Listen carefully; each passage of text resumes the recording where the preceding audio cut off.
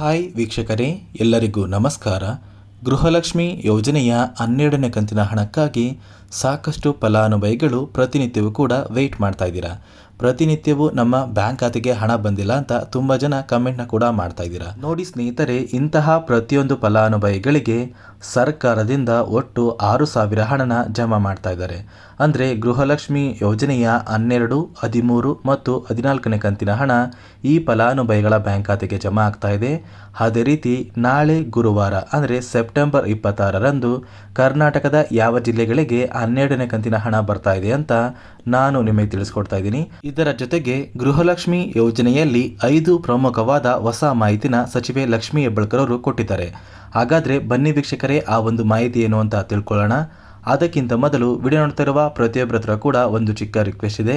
ನೀವೇನಾದ್ರೂ ಇನ್ನೂ ಸಹ ನನ್ನ ಚಾನಲ್ನ ಸಬ್ಸ್ಕ್ರೈಬ್ ಆಗಿಲ್ಲ ಅಂದರೆ ದಯವಿಟ್ಟು ಪ್ರತಿಯೊಬ್ಬರೂ ಚಾನಲ್ನ ಸಬ್ಸ್ಕ್ರೈಬ್ ಮಾಡ್ಕೊಳ್ಳಿ, ಹಾಗೆ ವಿಡಿಯೋಗೆ ಒಂದು ಲೈಕ್ನ ಕೊಡಿ. ಹೌದು ವೀಕ್ಷಕರೇ, ಗೃಹಲಕ್ಷ್ಮಿ ಯೋಜನೆಯ 12ನೇ ಕಂತಿನ ಹಣಕ್ಕಾಗಿ ಸಾಕಷ್ಟು ಫಲಾನುಭವಿಗಳು ಪ್ರತಿನಿತ್ಯವೂ ಕೂಡ ವೆಯ್ಟ್ ಮಾಡ್ತಾ ಇದ್ದೀರಾ.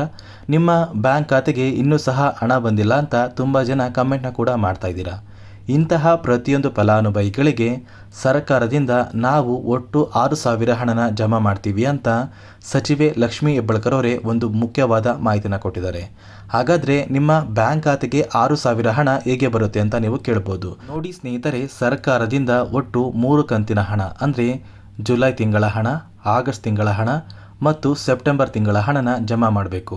ನಿಮ್ಮ ಬ್ಯಾಂಕ್ ಖಾತೆಗೆ ಒಟ್ಟು 6,000 ಹಣನ ನಾವು ಜಮಾ ಮಾಡ್ತೀವಿ ಅಂತ ಸಚಿವೆ ಲಕ್ಷ್ಮೀ ಹೆಬ್ಬಾಳ್ಕರ್ ಅವರೇ ತಿಳಿಸ್ಕೊಟ್ಟಿದ್ದಾರೆ.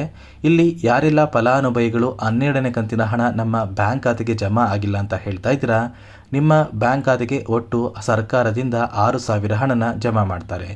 ಈ ಒಂದು ಮಾಹಿತಿನ ಸಚಿವೆ ಲಕ್ಷ್ಮೀ ಹೆಬ್ಬಾಳ್ಕರ್ ಅವರೇ ತಿಳಿಸ್ಕೊಟ್ಟಿದ್ದಾರೆ. ಫಲಾನುಭವಿಗಳು ಈಗಾಗಲೇ 12ನೇ ಕಂತಿನ ಹಣಕ್ಕಾಗಿ ಪ್ರತಿನಿತ್ಯವೂ ಕೂಡ ವೆಯ್ಟ್ ಮಾಡ್ತಾ ಇದ್ದೀರಾ. ಒಂದು ವೇಳೆ ನಿಮ್ಮ ಬ್ಯಾಂಕ್ ಖಾತೆಗೆ ಇಲ್ಲಿಯವರೆಗೂ ಹಣ ಜಮಾ ಆಗಿಲ್ಲ ಅಂದರೆ ಕೆಲವೇ ದಿನಗಳಲ್ಲಿ 12ನೇ ಕಂತಿನ ಹಣ ಜಮಾ ಆಗುತ್ತೆ. ಅದೇ ರೀತಿ ಒಟ್ಟು 6,000 ಹಣ ಕೂಡ ಫಲಾನುಭವಿಗಳ ಬ್ಯಾಂಕ್ ಖಾತೆಗೆ ಜಮಾ ಆಗಲಿದೆ. ಅದೇ ರೀತಿ ಗೃಹಲಕ್ಷ್ಮಿ ಯೋಜನೆಯ ಪ್ರತಿಯೊಂದು ಫಲಾನುಭವಿಗಳಿಗೆ ಸಚಿವೆ ಲಕ್ಷ್ಮೀ ಹೆಬ್ಬಾಳ್ಕರ್ ಅವರು 5 ಪ್ರಮುಖವಾದ ಹೊಸ ಮಾಹಿತಿನ ಕೊಟ್ಟಿದ್ದಾರೆ.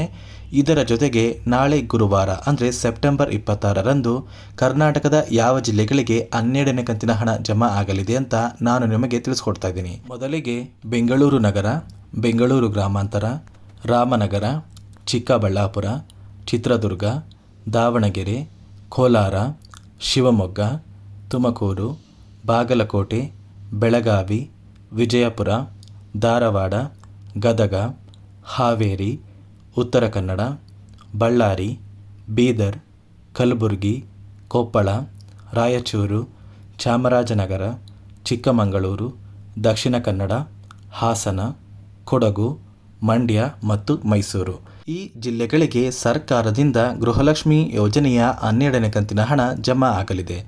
ಒಂದು ವೇಳೆ ನಿಮ್ಮ ಬ್ಯಾಂಕ್ ಖಾತೆಗೆ 12ನೇ ಕಂತಿನ ಹಣ ಬಂದಿಲ್ಲ ಅಂದರೂ ಕೂಡ ಅಕ್ಟೋಬರ್ ತಿಂಗಳ ಮೊದಲ ವಾರದಲ್ಲಿ ಕರ್ನಾಟಕದ ಪ್ರತಿಯೊಂದು ಫಲಾನುಭವಿಗಳ ಬ್ಯಾಂಕ್ ಖಾತೆಗೆ ಸರ್ಕಾರ ಒಟ್ಟು 3 ಕಂತಿನ ಹಣನ ಜಮಾ ಮಾಡ್ತಾರೆ. ಅಂದರೆ 6,000 ಹಣ ನಿಮ್ಮ ಬ್ಯಾಂಕ್ ಖಾತೆಗೆ ಜಮಾ ಆಗಲಿದೆ. ಮತ್ತೆ ಸ್ನೇಹಿತರೆ, ಗೃಹಲಕ್ಷ್ಮಿ ಯೋಜನೆಯ ಪ್ರತಿಯೊಂದು ಫಲಾನುಭವಿಗಳಿಗೆ ಸಚಿವೆ ಲಕ್ಷ್ಮೀ ಹೆಬ್ಬಾಳ್ಕರ್ ಅವರು 5 ಮುಖ್ಯವಾದ ಹೊಸ ಮಾಹಿತಿನ ಕೊಟ್ಟಿದ್ದಾರೆ. ನೋಡಿ ವೀಕ್ಷಕರೇ, 12ನೇ ಕಂತಿನ ಹಣ, 13ನೇ ಕಂತಿನ ಹಣ ಮತ್ತು 14ನೇ ಕಂತಿನ ಹಣ ನಿಮ್ಮ ಬ್ಯಾಂಕ್ ಖಾತೆಗೆ ಬರಬೇಕು ಅಂದರೆ ಸರ್ಕಾರ 5 ಹೊಸ ನಿಯಮನ ಜಾರಿಗೆ ತಂದಿದೆ. ಈ ಒಂದು ನಿಯಮದ ಪ್ರಕಾರ ಮೊದಲನೆಯ ಒಂದು ನಿಯಮ ಬಂದು, ನಿಮ್ಮ ಮನೆಯ ಸದಸ್ಯರು ಅಥವಾ ಫಲಾನುಭವಿಗಳು ಯಾರು ಕೂಡ ಸರ್ಕಾರಿ ನೌಕರರಾಗಿ ಕಾರ್ಯನಿರ್ವಹಿಸ್ತಾ ಇರಬಾರ್ದು. ಒಂದು ವೇಳೆ ನೀವು ಅಥವಾ ನಿಮ್ಮ ಮನೆಯ ಸದಸ್ಯರು ಸರ್ಕಾರಿ ನೌಕರರಾಗಿ ಕಾರ್ಯನಿರ್ವಹಿಸ್ತಾ ಇದ್ದರೆ ಗೃಹಲಕ್ಷ್ಮಿ ಯೋಜನೆಯ 2,000 ಹಣ ಇನ್ನು ಮುಂದೆ ನಿಮ್ಮ ಬ್ಯಾಂಕ್ ಖಾತೆಗೆ ಜಮಾ ಆಗೋದಿಲ್ಲ. ಅದೇ ರೀತಿ ನೋಡಿ ವೀಕ್ಷಕರೇ, ನೀವು ಸರ್ಕಾರಕ್ಕೆ ಯಾವುದೇ ರೀತಿಯ ಒಂದು ಟ್ಯಾಕ್ಸ್ನ ಪೇ ಮಾಡಬಾರ್ದು. ಅಂದರೆ ಸರ್ಕಾರಕ್ಕೆ ನೀವು ಏನಾದ್ರೂ ತೆರಿಗೆನ ಕಟ್ತಾ ಇದ್ದರೆ ಗೃಹಲಕ್ಷ್ಮಿ ಯೋಜನೆಯ ಹಣ ತೆರಿಗೆ ಕಟ್ಟುವಂತಹ ಪ್ರತಿಯೊಂದು ಫಲಾನುಭವಿಗಳಿಗೂ ಜಮಾ ಆಗೋದಿಲ್ಲ.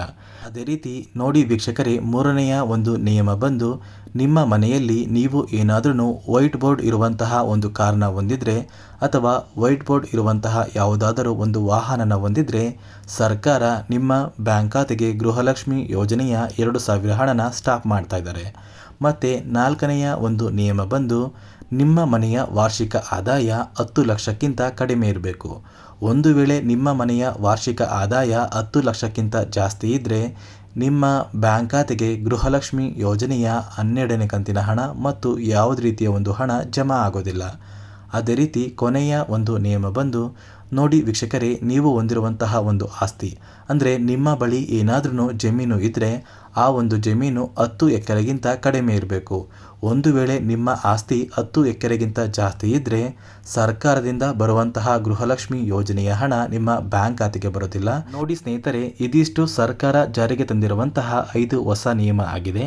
ಅದೇ ರೀತಿ ಗೃಹಲಕ್ಷ್ಮಿ ಯೋಜನೆಯ 12ನೇ ಕಂತಿನ ಹಣ ನಾಳೆ ಗುರುವಾರ ಅಂದರೆ ಸೆಪ್ಟೆಂಬರ್ 26ರಂದು ಕರ್ನಾಟಕದ 23 ಜಿಲ್ಲೆಗಳ ಫಲಾನುಭವಿಗಳ ಬ್ಯಾಂಕ್ ಖಾತೆಗೆ ಜಮಾ ಆಗ್ತಾ ಇದೆ.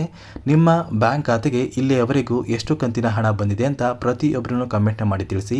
ಅದೇ ರೀತಿ ನೀವೇನಾದ್ರೂ ಇನ್ನೂ ಸಹ ನನ್ನ ಚಾನಲ್ನ ಸಬ್ಸ್ಕ್ರೈಬ್ ಆಗಿಲ್ಲ ಅಂದರೆ ದಯವಿಟ್ಟು ಪ್ರತಿಯೊಬ್ಬರೂ ಚಾನಲ್ನ ಸಬ್ಸ್ಕ್ರೈಬ್ ಮಾಡ್ಕೊಳ್ಳಿ. ಹಾಗೆ ವಿಡಿಯೋಗೆ ಒಂದು ಲೈಕ್ನ ಕೊಡಿ.